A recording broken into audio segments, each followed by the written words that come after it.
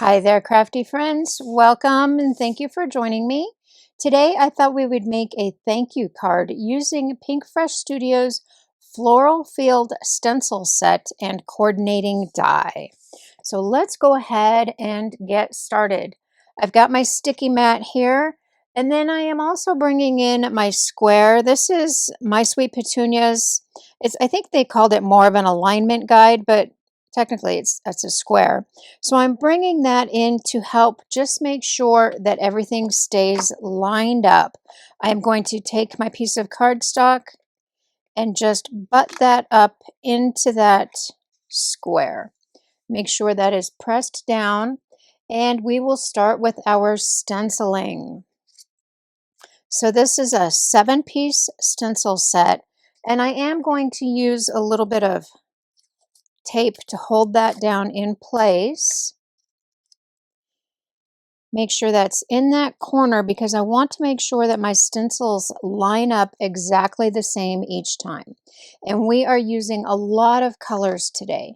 So our first stencil is greenery.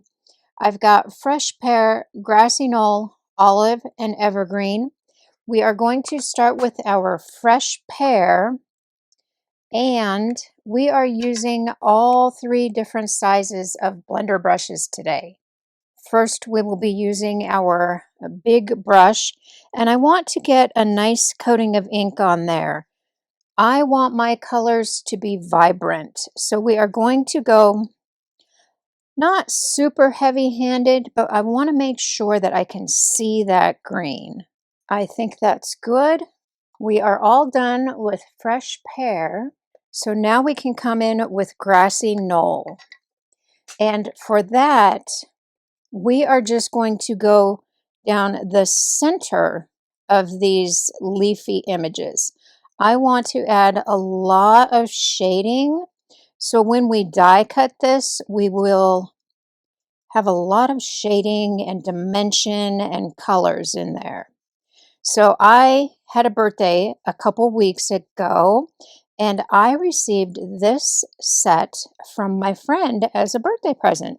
So that's why I thought we would make a thank you card for her with it. I was so excited. We were on our way to go have dinner, and she handed me the envelope. She's all, I didn't wrap it. Here's your present. And I saw the envelope. It said Pink Fresh Studio, and I was so excited to see what she got for me.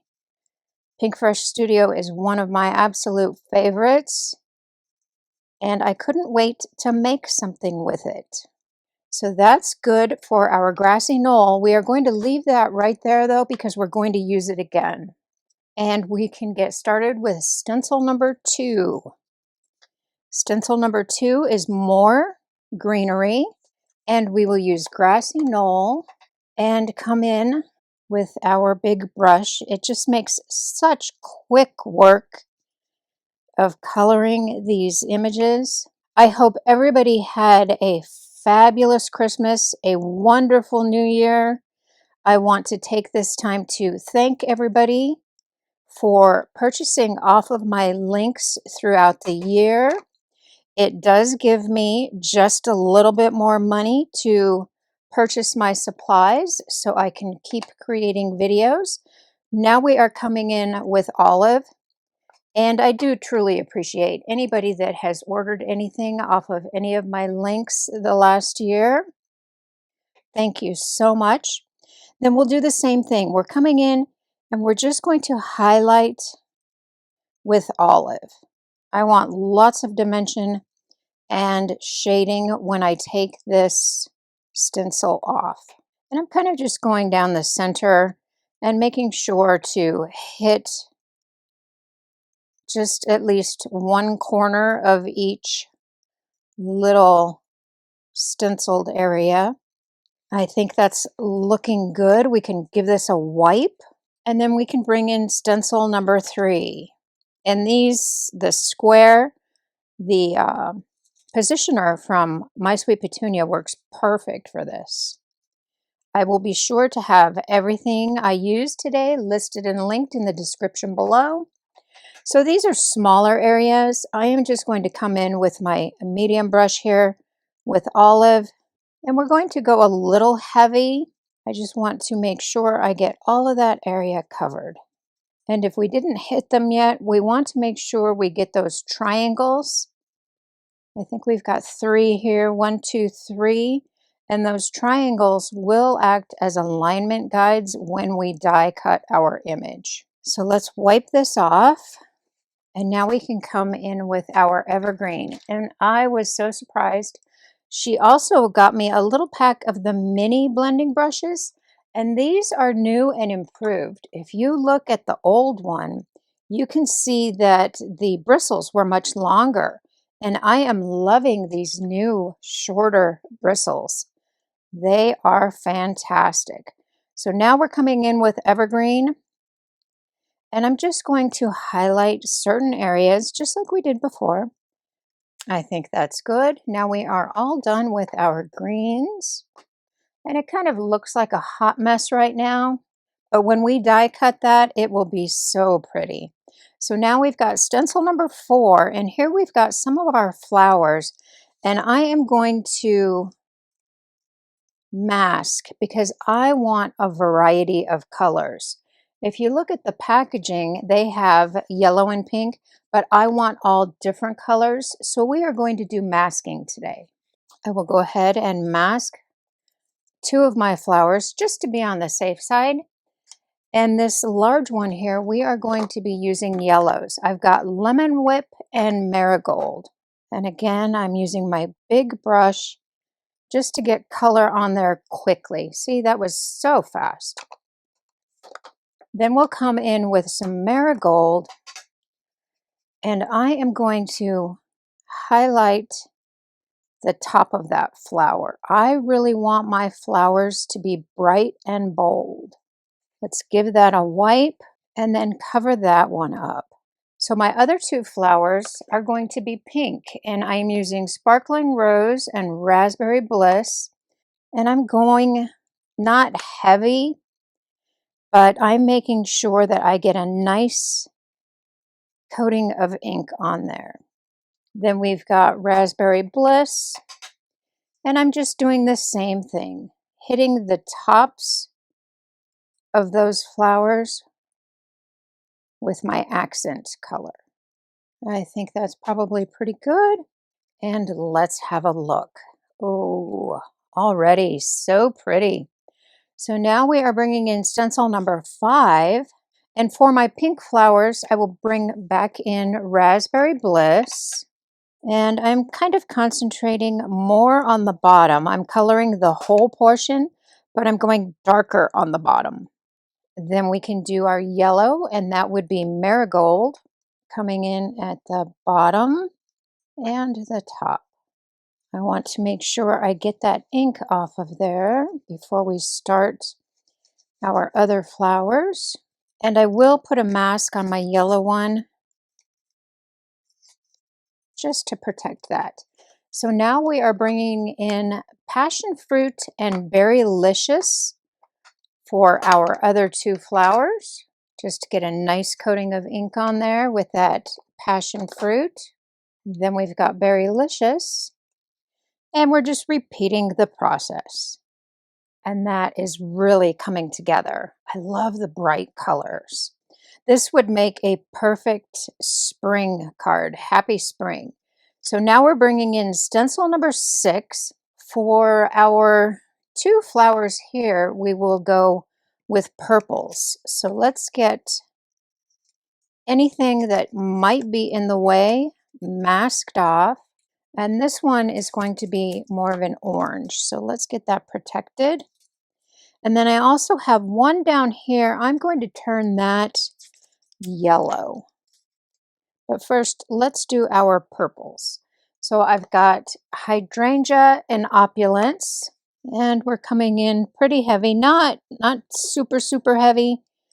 Then we've got our opulence, and we will hit the tops of that flower and the base. I think that's good for opulence. Let's move our tape So let's do this little bitty one in the corner first with our lemon whip and marigold. Then we've got 3. And for those 3, I am using peach fuzz and clementine. And I like to put my ink pad on my sticky mat so it holds it in place.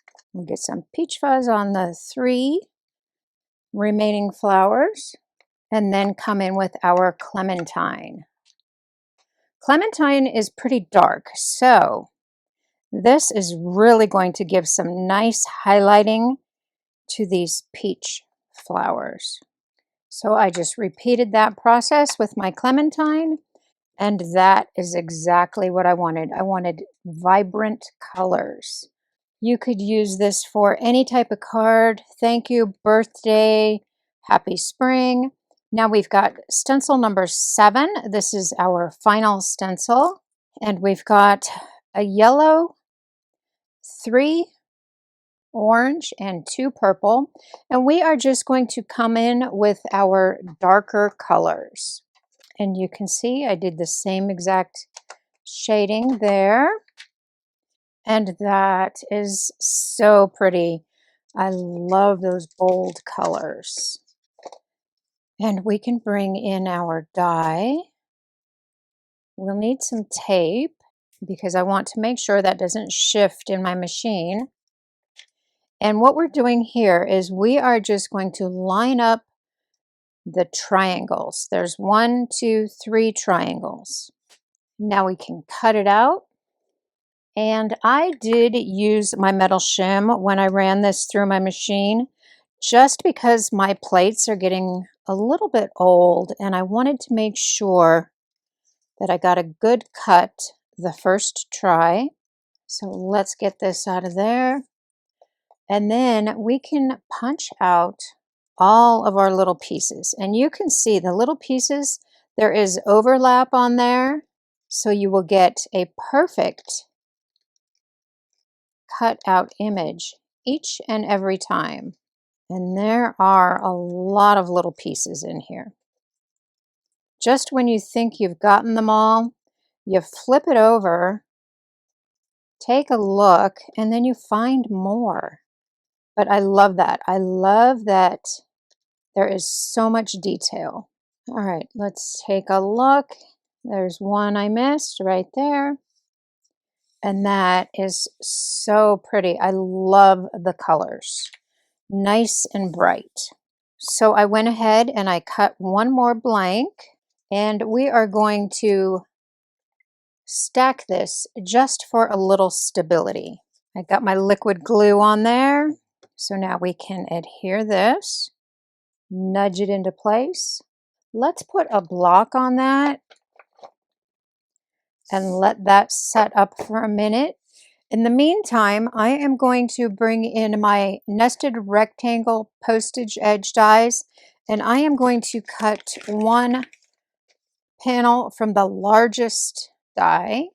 So now I am going to take a look at my rectangle here, and I'm going to measure how big of a distance we've got in between those stitched marks, and I am going to trim my floral image to fit that. And I'm thinking I want this edge to remain, so I'm just going to trim this so it fits right inside those stitched marks. And I think that's good. Let's get some foam tape behind our image here. And I am actually going to use the thin foam squares. So I've got my foam squares behind my flowers. Then I added some foam tape behind my postage edge die. We are adding this to our card base. And now we will add some gems. For my gems, I wanted to keep it kind of neutral. So I am going with the clear drops in ice. And that card is done. That came out so pretty. My gems are added. I've got my sentiment. I hot foiled my sentiment on black with white foil. And I got that from the Here For You Sentiments press plate set and coordinating die because I wanted a thank you card. And I love those bold colors. But had we not trimmed down our floral panel to fit the postage edge die, it would go perfectly on an A2 card base, and you get much more of those flowers. And I think that is also so pretty. I'm not sure which one I like better. If I like it trimmed down or if I like it taking up the whole panel. I love both of them. Then I've also got one here where I added a frame over the image, and I like that one too. Which layout do you like better? Please be sure to give me a thumbs up, leave me a comment. Thank you so much for spending time with me, and I will see you next time. Bye-bye.